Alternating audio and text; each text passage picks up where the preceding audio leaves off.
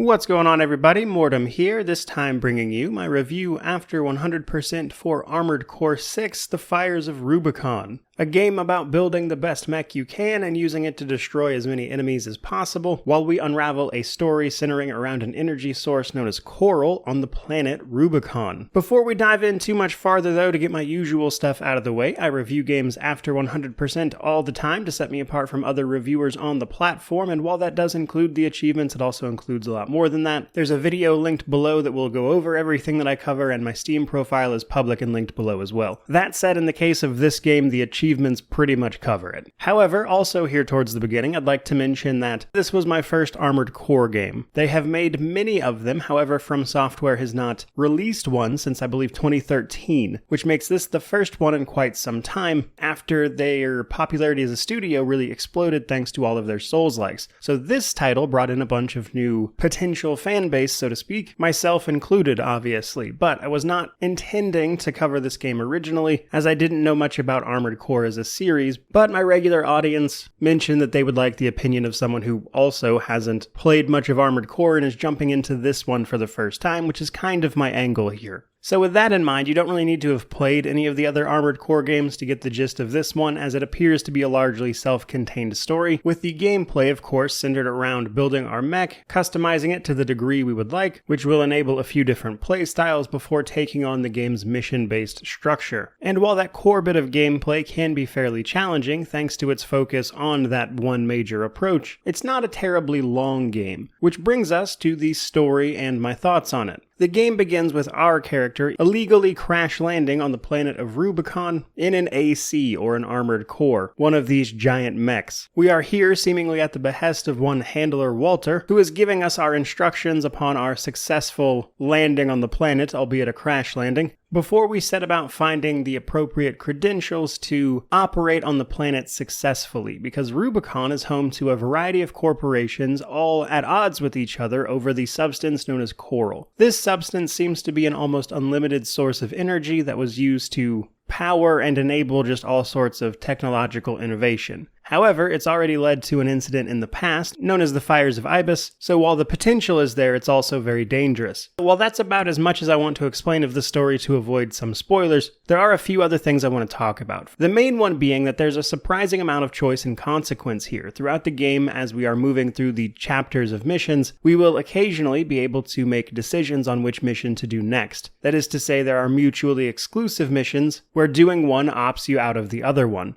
And these choices can ultimately lead you to a potential 3 different endings, though you won't be able to get them all right away. Rather, once you beat the game once, which is going to take anywhere from like 15 to 20 hours, but is ultimately dependent on whether or not you get stuck on any bosses or anything, we can then enter New Game Plus, which is going to open up new missions and new possibilities on older missions. For instance, one of the very early game missions on New Game Plus will offer you an alternative to, instead of helping 2 people, destroying them instead. And there's a variety of things like this across New Game Plus and New Game Plus Plus that will then lead you to the extra endings. And those endings unravel the total story, which you may or may not have pieced together by the time it actually rolls around. Overall, I thought that was a pretty cool way to handle it with an interesting setup to begin with. However, the story gets off to a slow start in my opinion, and because it is primarily conveyed through text on screen in the menus in between missions, where they're just throwing names and everything at you, with a few company logos here and there, I feel like it takes a while for the story to get set up. However, I found that around chapter 3 of a total of 5 is when the story started to actually get pretty interesting, and you start recognizing characters by the mech they're in, alongside a few characters with some really fantastic voice acting, caused the story to eventually start really piquing my interest. But it takes a little while to get there. However, luckily this is a pretty short game, so you don't have to wait that long in particular. All that to say, despite the slow start to the story, I did wind up really enjoying it, especially with the multiple endings that provide context and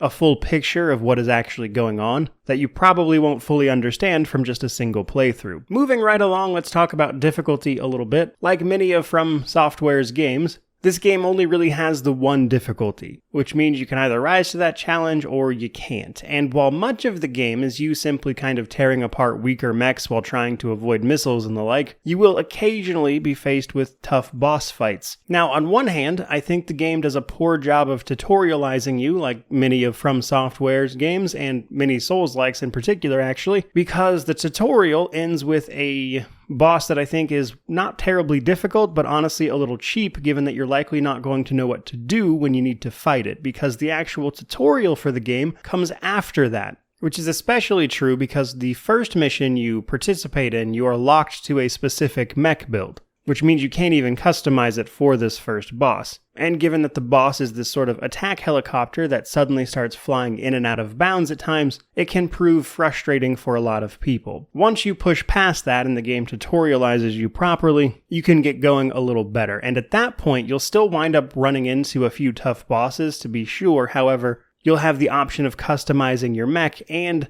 tailoring them to that boss fight in particular. Though, while some of these boss fights can be challenging, I wouldn't honestly consider this game particularly difficult because dying doesn't really do anything. You're just going to respawn at a checkpoint, or you can restart the mission if you want, and when you die on a mission, you can actually re-customize your mech for when you start over at that new checkpoint, provided you have the parts. So you can't buy new mech parts during a mission, but you can change out your build mid-mission if you die. So you don't have to get to a boss, die, lose all your progress, and then reset the mission or anything. So in that way, you can make many attempts against a boss until you get it right, just over and over again. Now, personally, I got stuck on two boss fights in particular. One wasn't even that hard, known as the Sea Spider, which comes at the end of Act 2, which I would say is the boss that really taught me about customizing my mech mid-mission, so to speak, as the Sea Spider is very difficult to take down without a very specific setup. And then another boss was much later in the game, whose difficulty came down to the fact that it was very fast and liked to perform roughly 270-degree spins around your character, which meant it was hard to keep it on screen. I tell you all that to tell you that the difficulty of this game isn't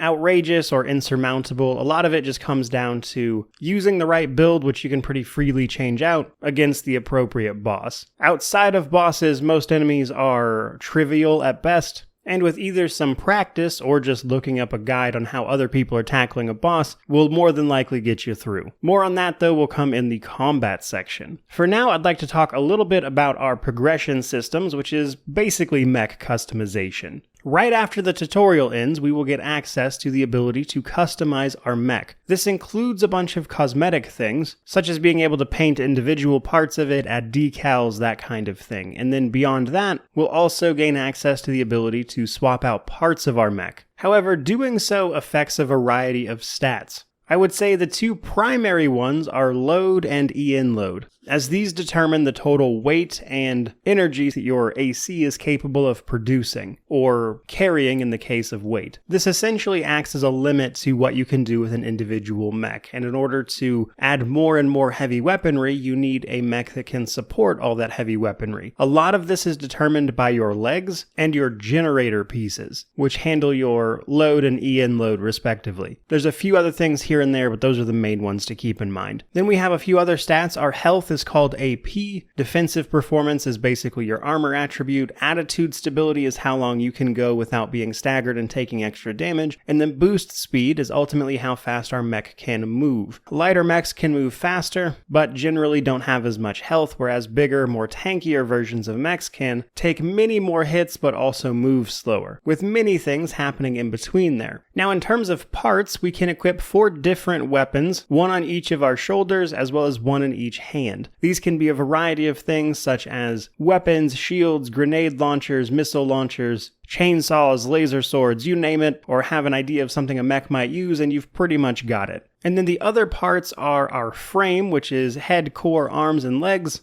which all do basically what you would expect. However, The inner section of parts is also very important because this consists of our booster, our FCS, and then our generator. Our generator, as I mentioned, largely produces our EN load, but also determines a lot of how quickly your energy and things come back to you and recover, which is going to help you stay airborne for longer, things like that, which is also the case for the booster, though the booster just primarily affects movement and how your boosters work, which allow you to move more quickly. Our FCS is kind of like a specialization chip is how I like to think of it. There are a variety of these, and what they do is optimize your AC for either close, mid, or far away combat. So ideally you want to pick one of these that gives you the biggest boost to the type of combat you are engaging in. So if you are consistently close to an enemy, you want that close range combat assist. Last but not least, we have the expansion slot. Much later on, we are going to unlock a thing called the Arena, which will allow us to participate in virtual battles against other ACs, and winning these will grant you OS chips. OS chips allow you to upgrade various parts of your mech as passive increases generally, but a few of them will instead grant you expansion cards,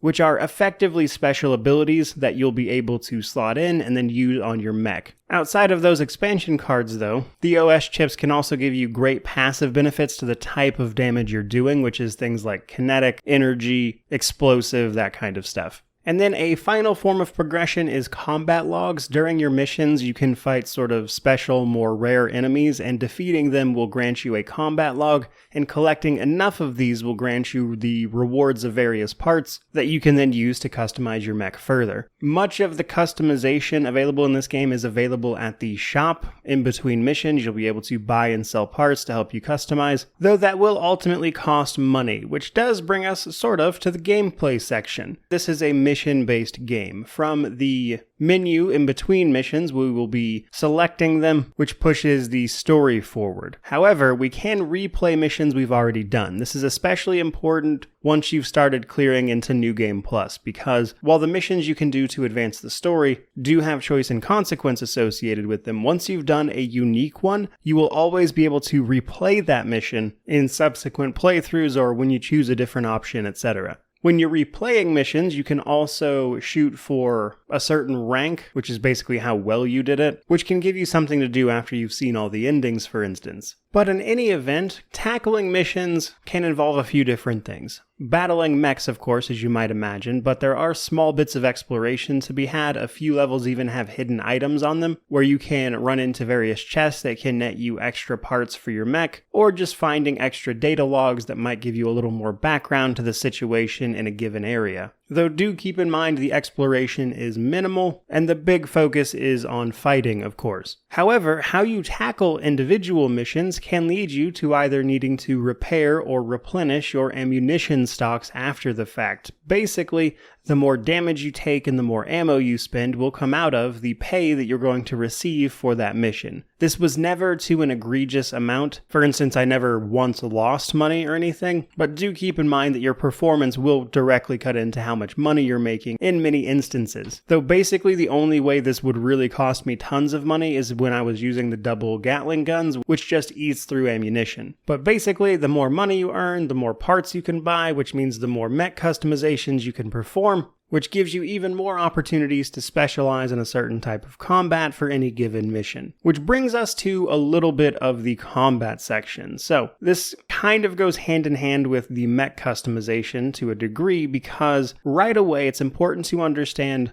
the types of mech that are available to you. Because how you're building your mech is really going to determine how well you wind up doing. And while I very simply put it earlier that your options are basically fast but fragile or tanky and slow, that's obviously not the whole story. And this is because we can do things like use certain mech parts to make this a lot more interesting. For instance, things like the tetrapod legs will allow you to jump up and enter a hover mode, which lets you stay in the air much longer, which is effective against fights that really require air superiority. Or instead of tetrapod legs, you might get what is effectively just the tank bottom of a mech that's going to make you incredibly durable. It's going to give you the most health possible. But then at that point, you're not going to be able to move as quickly either. However, you couple what the tank is going to allow you to equip in terms of heavy weaponry, and suddenly you're dealing so much damage that maybe the fact you can't move as much doesn't really matter. And that's to say nothing of the many different weapon types available to us, things like melee weapons, swords, chainsaws, laser swords, we have shoulder-mounted weaponry like missile launchers, grenade launchers, etc. So there's all sorts of combos you can provide here that can really change up the way you want to play. And I would say getting used to using as many of these things as possible is incredibly beneficial, thanks to the way the game sort of encourages you to experiment. For instance, many weapons can be charged, which can be done behind the protective barrier of a shield that can be mounted to your shoulder. You could say put up a shield, charge your weapon,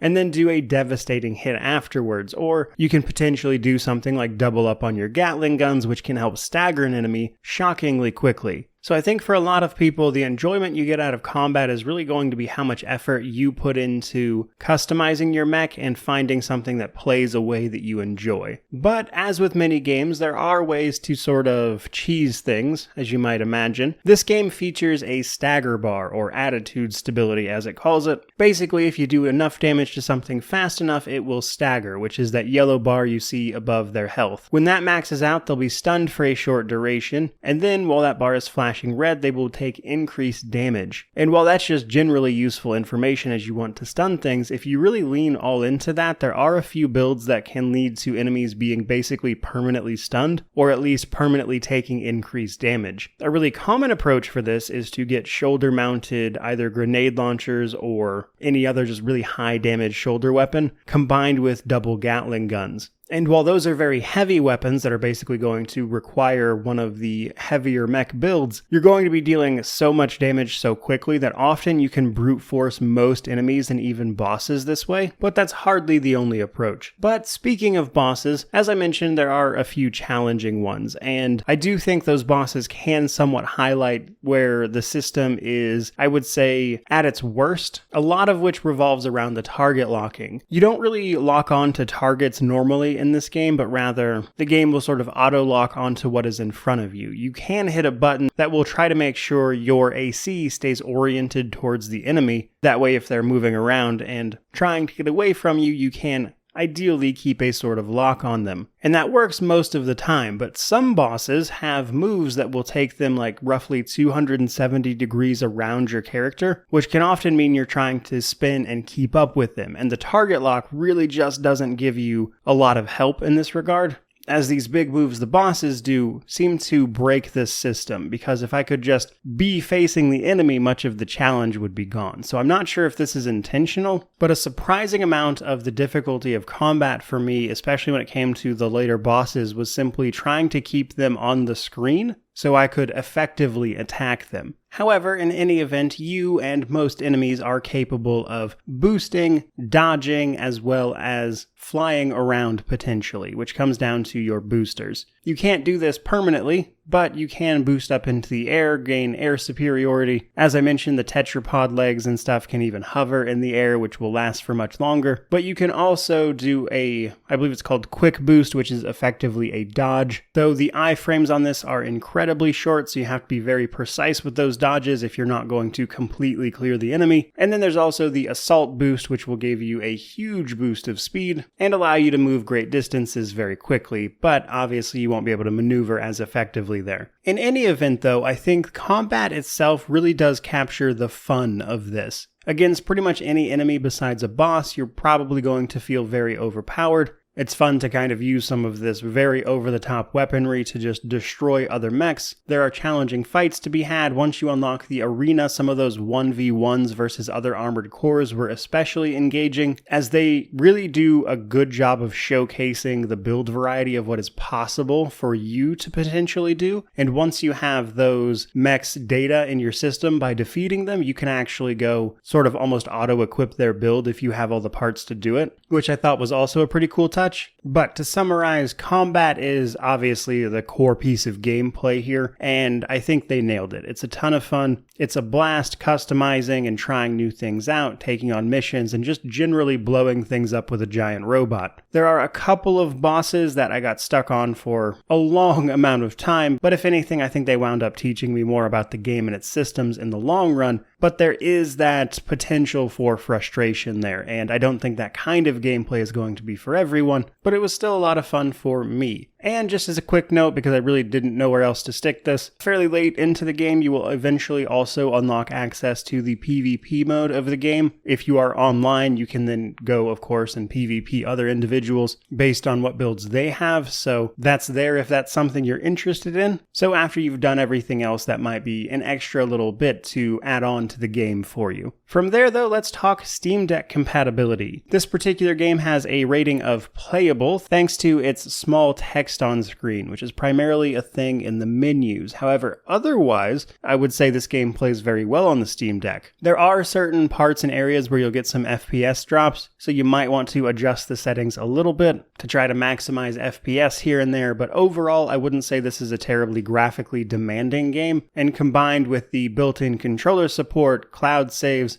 I had a pretty good time playing this on Steam Deck. Really, the only knock against it is that sometimes the menus can be hard to read, because the text on that smaller screen is very, very small, but otherwise it was an enjoyable experience there. And that brings us to our positives and negatives. So the positives for me were basically the combat, the overall gameplay, of course, and the customization of your mech. Those things are a ton of fun. So if you just are very interested in customizing and personalizing a mech, or you just really want a very gameplay-oriented experience, then I think this particular title has a lot to offer you. Now, as for negatives, I think for me it was pretty much the lock-on system and the poor tutorials. I really don't think there was any reason to handle the tutorials the way they did. It is something games like this do and continue to do, and it always makes the start of their games very awkward. And it's not insurmountable, but it is annoying. I also don't care much for the lock-on system, mostly because of how it is handled for bosses. Bosses usually, regardless of the boss themselves, have intense amounts of mobility compared to you, even in a really fast and agile AC.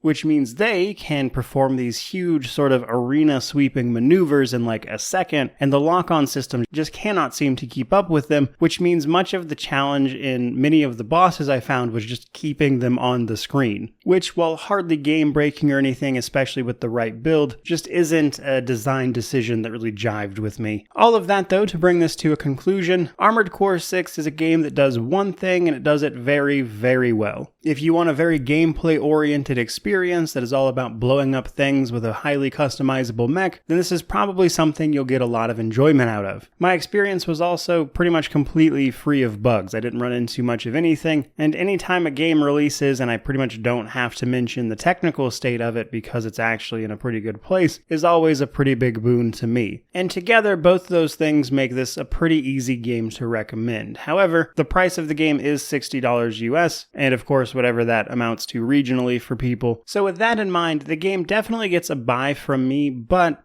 with the caveat that you're actually planning on beating the whole thing, because otherwise you're spending $60 for at most a couple of hours of entertainment, which I don't necessarily think is going to cut it for a lot of people. If it looks like a game that you could play through multiple times, really get into the nitty-gritty of the customization, then I think it more than justifies that price. So ultimately, again, a buy from me. I enjoyed it a lot more than I thought it would, as it is not really my normal type of game, but I did really have a blast with it, outside of like one boss that I got stuck on for 4 hours, which was very late into the game, but otherwise it was a lot of fun. That though is going to do it for this video. I certainly hope you enjoyed it. If you did, like, comment, subscribe, stick around. Let me know what you thought about Armored Core 6 down below. But regardless of all that, truly, just thank you so much for watching. I really do appreciate it. May you wander in wisdom and have an amazing day.